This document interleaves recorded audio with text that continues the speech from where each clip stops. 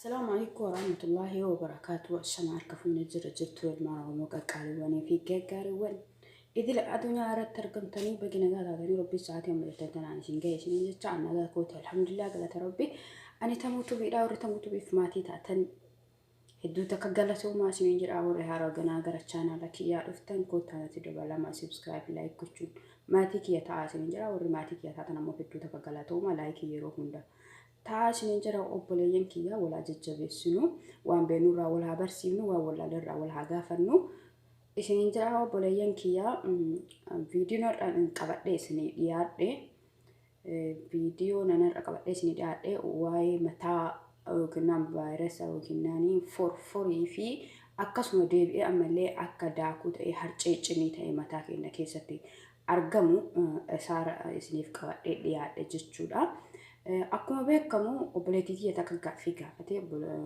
mataan kiyya forforiis illee miti akka daakuutitti nallee noosisuu mataa kiyya keessaan na yaa'aa na baay'aa jettee jirta. Duraan dursee obboleeyyan tiyya fayyaa keenya ofii keenya eeggachuun dirqama. Yoo nu of laalle namni illee nu laala, yoo ofitti bareenne namatti illee bareenna. Ofiif yoo taane namaaf illee taana jechuudha. Ofiif ta'uutu bareeda isiniin jedha. Keessaafuu nuti warra shamarranii wantoonni of bareechuu fi of faayuutu nurraa bareeda. Yoo of faayuu baanne of wallakkifnee jennee hin jenne gaaffii isaa taane akkasumatti of dhiifnee hafnaa maaltu na argaa namni asin argu hin jiru jennee dalagama ormaa yoo ka of nu taane of gadhiifnu taate boruufillee gaafa biyya keenyatti illee gallee maatii illee horanne maatii keenya keessatti illee gaala keenya keessatti illee jibbisiisaa ta'a of fokkisaa ta'a abbaa manaa keenya biratti illee jibbamuu dandeenya maaliif yoo hadhaga ofii yeroo umurii kana of hin qabin of hin laalini booddee hashaf of goone yookiin nanga of dhiisu yarachuu takkatu nutti dhufa isa akkas hin taanee fi ammarraa sa'aatima daqiiqa maqamurraa uf qabuu fi uf laaluu rifeensa keenya uf laaluu gogaa qaama keenyaa uf laaluu fuula keenya uf laaluu qaama keenya hundaa uf laaluun dirqama keenya yoo ofii keenyatti bareenne namatti illee hin bareenna jechuudha. Sila kana ta'eefu ufaa qaqqabnu obboleeyyan kiyya rifeensa keenya illee haalaan haa qabannu deebi'ee fuula keenya illee gogaa qaama keenyaa kamiyyuu jechuudha. Haa qabannu isiniin jedha. Nuti warri shamarranii akka naxalaa adiiti. Naxalaa adiin yookiin illee yoo lafa buute hin xuroofti yoo ammoo miiccanii ol kaan hin bareeddi akkasitti of bareechisuu qabaanna isiniin jedha akka naxalaa adii sanitti.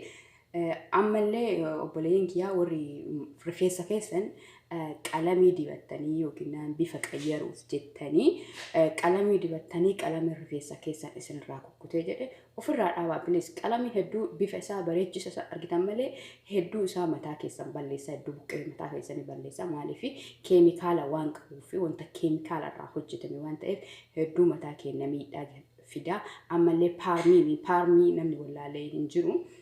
Suuraa isaa yoo dho qabaadhe obbiraasin argisiisaa dibadhee beekaa garuu yeroo dheeraan dura dibadhee hedduu isaa rifeensa keenya balleessaa forforiif illee saaxilaa deebi'ee waan akka daaraa akka daakuu kanaaf illee saaxilaa jechuudha yeroo ofaa bareechisuu malee yeroo booda ammoo hedduu rifeensa keenya miidha waan ta'eef rifeensi keenya buqqeen keenya gingilchaadha waan akka gingilchaa qaawwa waan qabuuf rifee buqqee keenya keessa san gasseenee yeroo turtuu keessatti gizeen irraa bade achi mataa keenya keessaa ol bahaa jechuudha qalamis ta'ee isallee ta'ee jechuudha.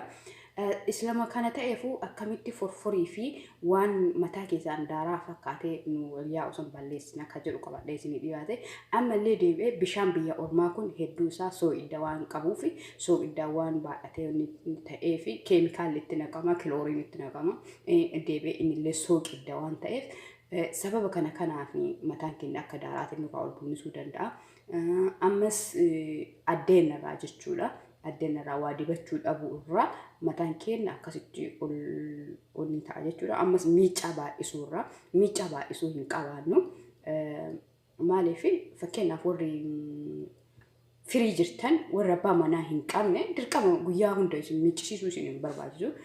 Namni miicuu barbaachisu nama abbaa manaa qabutu guyyaa hunda yookiin abbaa manaa isaa wajjin yoo rafe dirqama isaa rafeessata mataarraa gamiilaatti dhiqachuu qabaata. Warra abbaa manaa hin qabne immoo dirqama guyyaa hunda mataa keessa yoo qaama keessan guyyaa hunda dhiqattan guyyaa hunda mataa keessan dhiquu hin qabaatanii.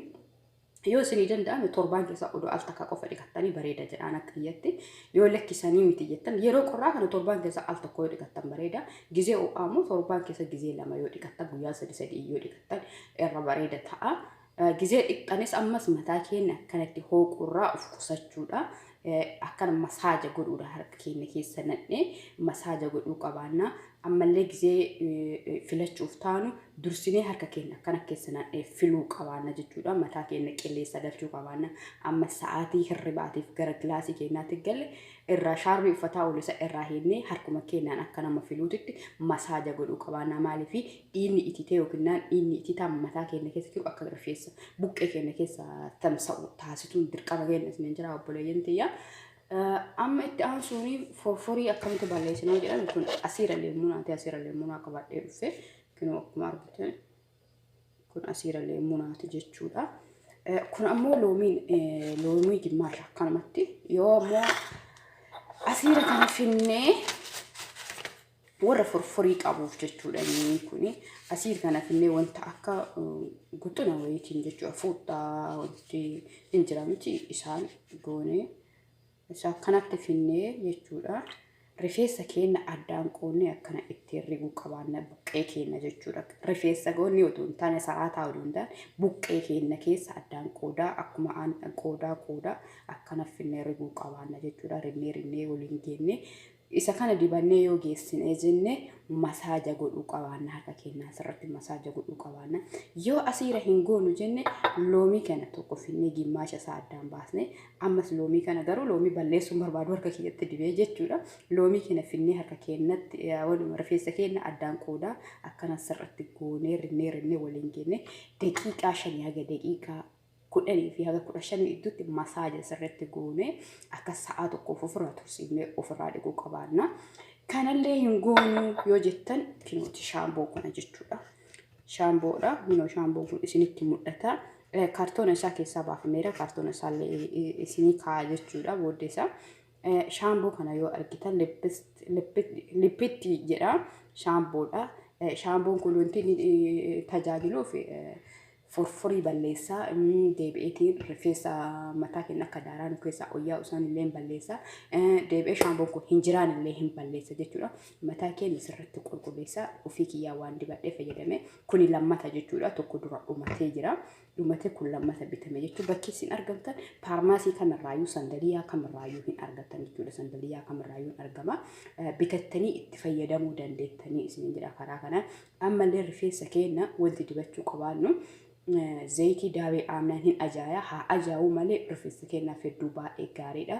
Rifeensa keenya gurraachessuuf illee warra arrii itti baheef arrillee deessee warra paarmiin mataa keenya balleesseef illee hedduu isaa mataa keenya akka duraatitti deebisa. Haa ajaa'u malee gizee bitattanii dibachuu qabaattanii yoo ajaa isaa jibbitan qurufuudii itti dabaluun buna itti dabaluun akkasitti dibachuu dandeettan jechuudha. Viidiyoo biraa hojjedhee isiniif argisiisa.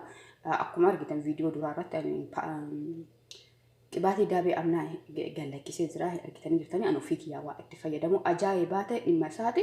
Sa'aatii 2 ta'e sa'aatii 3 ta'e dibannee rifeensa keenyaaf waan faayidaa qabuuf dibanneetiin ittiin mataa keenya qaqqabachuu qabaanna. Isin jara obboleeyyan kiyya shaamboo kana sandaliyaa irraa yookiin faarmaasii irraa argattanii bitattanii kun ammoo mataa keenya akka daaraatitti bun jedhisan illee deebi'eetiin ka forforillee sirriitti balleessa.